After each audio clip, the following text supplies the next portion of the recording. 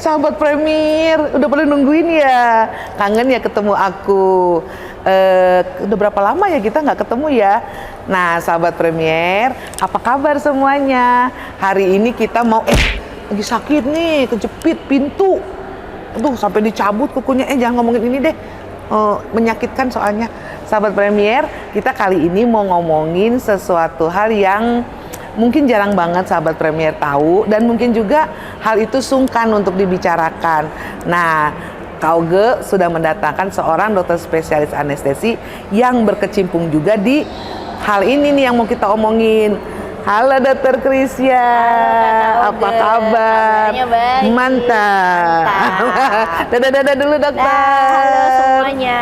Iya, sahabat Premier, kita mau ngobrol nih dok soal apa ya dok yang lagi sekarang tuh jarang sekali, kayaknya jarang banget diperdengarkan, dan malah pasien-pasien tuh juga jarang banget dibicarakan soal ini ya dok. Ya. Paliatif ya dok namanya ya dok ya. Dok boleh sharing nggak dok paliatif itu sendiri apa sih dok paliatif itu? Jadi Kak Oge dan sahabat Premier semua, paliatif itu adalah suatu disiplin ilmu dalam bidang kedokteran, di mana kita itu berurusan pada kasus-kasus di mana secara penyakit dasar itu sudah tidak bisa lagi disembuhkan. Oh gitu.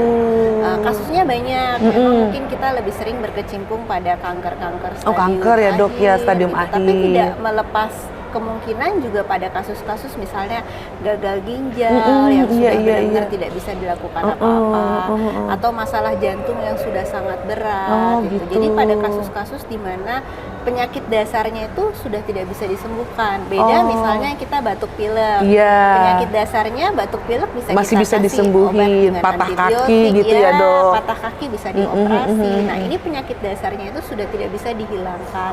Nah, paliatif ini kita akan fokus pada kualitas hidup dari pasien itu.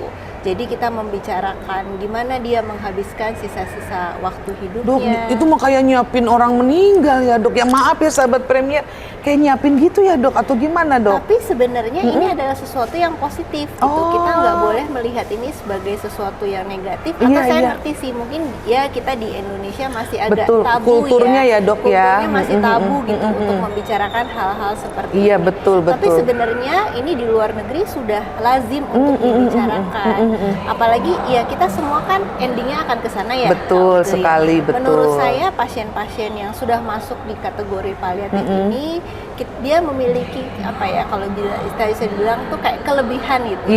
Bahwa dia bisa merencanakan dengan baik sisa-sisa hidupnya.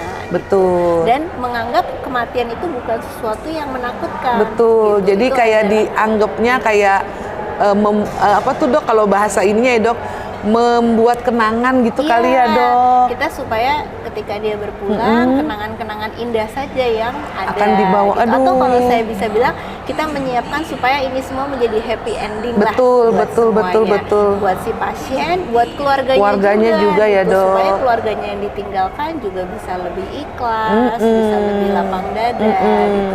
Dan yang mungkin tidak kalah penting menyiapkan secara finansial ya dok, warisan dan teman-teman supaya semuanya bisa disiapkan lebih baik, karena mungkin ada sobat Premier yang keluarganya baru berpulang dan lain-lain. Mendadak gitu mendadak itu kan bukan hal yang mudah ya. Iya untuk betul. itu semua kalau tidak dipersiapkan lebih dahulu. Iya, apalagi gini dok, kalau ada pasien-pasien meninggal begitu duitnya banyak, atau misalnya adalah di bank-bank dan orang keluarganya nggak ada yang tahu pinnya lah, apanya lah, segala macam, asuransinya di mana aja kan gitu juga mempersiapkan ke arah sana juga ya dok ya. Betul. Berarti memang di Indonesia masih belum banyak sih ya dok. Ya mungkin belum banyak yang tahu, tapi itulah salah satunya peran paliatif. Kita mau mempersiapkan pasien, memberikan kualitas hidup yang sebaik-baiknya, terutama menikmati akhir-akhir hidupnya ya dok.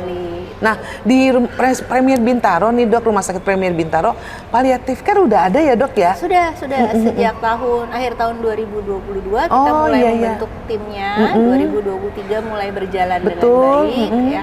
Jadi kami di sini paliatif tentu tidak sendiri ya. Betul, Paliatif dokter apa aja tuh dok yang ada di dalam timnya jadi tersebut? kami multidisiplin. Tentu kami bekerja pertama dengan DPJP, DPJP, atau dokter penanggung jawab pasien ya, Dok. Lalu nanti ada dari tim paliatif yang akan membantu melakukan konseling, Betul. ya kan, membantu mengarahkan kira-kira ini bagaimana. Betul.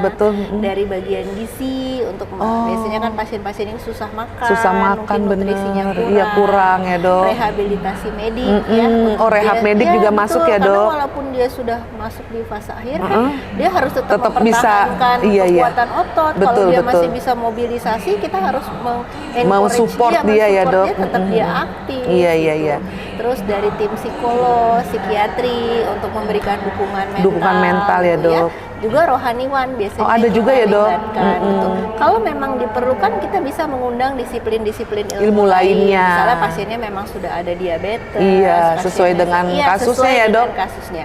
Jadi paliatif ini kita multidisiplin dengan harapan outcome-nya atau kualitas hidupnya bisa berjalan. Lebih baik menjelang waktu tiadanya. Betul. Karena memang ini penyakit-penyakit kan memang sudah tidak bisa disembuhkan ya, Dok. Betul. Nah, dokter yang selama ini dokter udah tangani palliative care di Rumah Sakit Premier Bintaro, itu penyakitnya apa aja, Dok? Kebanyakannya? Kebanyakan memang mostly cancer ya. Oh, cancer ya, Dok, cancer ya. yang sudah stadium akhir. Yang sudah menyebar gitu ya. Jadi kemoterapi pun bersifat paliatif, artinya mencegah supaya progresnya tidak lebih lanjut, tapi sudah tidak lagi menyembuhkan asalnya. Asal, gitu ya. penyakit asal ya, Dok? Betul. Pasien-pasien yang sudah sangat tua, usianya 90 tahun, sepuh sekali, sudah dengan komorbidnya sudah begitu banyak gitu ya, dan berat gitu kan. Jadi kalaupun kita terapi agresif, itu juga outcome-nya tidak akan baik. Betul gitu. sekali. Pasien-pasien yang tadi dengan gagal ginjal akhir yang mungkin HD pun sudah atau cuci darahnya sudah tidak maksimal, pasien-pasien dengan fungsi pompa jantung yang sudah sangat rendah, nah itu juga kita tangani. Oh iya, Dok, jadi saya ini nih, hal itu bukan yang harus kita takuti sahabat Premier, tapi malah harus kita sikapi dengan baik gitu ya, Dok. Betul. Supaya pasien yang memang sudah di stadium akhir ini dan memang tidak bisa disembuhkan lagi, dia tuh menjelang akhirnya happy gitu ya, Dok. Betul. Jadi keluarganya juga lebih banyak perhatian ke dia gitu ya, Dok. Aduh, kok jadi gimana gitu kalau ngomongin ini. Rasanya mungkin memang berat ya kalau Dok, kita betul. ngomongin. Tapi kalau dari pengalaman kami dari tim paliatif, justru ketika kita berhadapan dengan pasien, mereka justru sangat appreciate. Betul. Mereka sangat, oh terima kasih ya, Dok. Ini ada yang sudah mengingatkan bahwa hal-hal ini tuh sebenarnya penting gitu kita Betul. bicarakan sewaktu kita masih ada gitu. Betul. Ya tadi saya bilang sebenarnya pasien-pasien paliatif ini beruntung gitu ya, mereka bisa mengetahui memplan dengan baik. Betul, Dok. Supaya kalau pada saat mereka berpulang, mereka tidak meninggalkan hal-hal yang bisa bikin paciwe gitu ya, Dok. Nanggung gitu kan. Iya. Benar. Dokter, makasih banyak ya, Dokter. Saya jadi dapat insight baru nih soal paliatif, dan kan namanya ada keluarga atau teman atau sahabat yang memang ada seperti itu, kita bisa arahkan untuk mengikuti paliatif. Jadi kita benar-benar memberikan dia suatu kenangan indah deh sebelum waktunya. Happy ending. Betul, happy ending ya, Dok. Kan kita juga kalau nonton film pengennya happy ending ya, Dok. Betul. Oke, sahabat Premier, terima kasih banyak perbincangan kita di hari ini. Terima kasih banyak sekali lagi Dr. Krisya. Sampai ketemu di masa yang akan datang. Dadah.